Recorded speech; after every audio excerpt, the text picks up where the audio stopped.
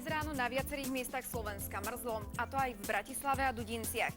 Mrazy by sa mali vyskytovať aj v sobotu ráno. Pekný večer.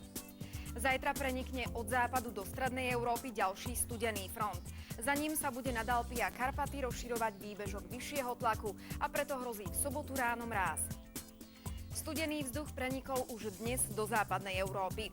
Na severe Pyrenejského polostrova očakávame dážď, na juhu polooblačno a teplotu 14 až 21 stupňov.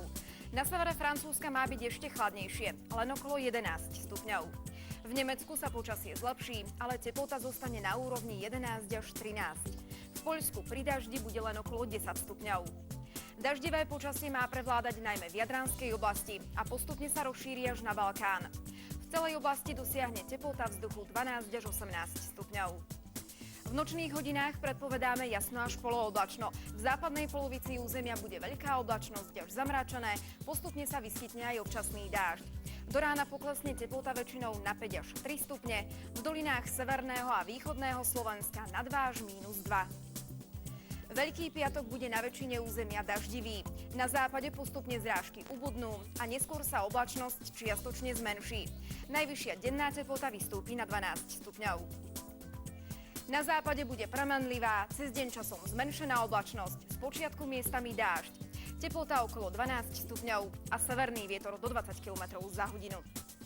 V strede krajiny má byť prevažne zamračené s dažďom a až neskoro popoludní sa počasie zlepší. Pri severozápadnom vetre bude 8 až 12 stupňov. Prevažne zamračené s občasným slabým dažďom a teplota 14 stupňov. To čaká východné Slovensko. Severozápadný vietor do 20 km za hodinu. V Tatrách bude snežiť a juhozápadný vietor sa zmení na severozápadný. Na Chopku ukáže teplomer -6, o 500 metrov nižšie -2 a pod horami plus 3 stupne Celzia. Náš organizmus ovplyvní 3. stupeň. Množstvo ozónu okolo 8% nad úrovňou dlhodobého priemeru. Tlak vzduchu stúpne. Z nasledujúcich dní by mala byť pekná, slnečná len veľkonočná nedeľa. Veľkonočný pondelok prinesie nepríjemné, studené a daždivé počasie. Želám vám pekný večer. Dovidenia.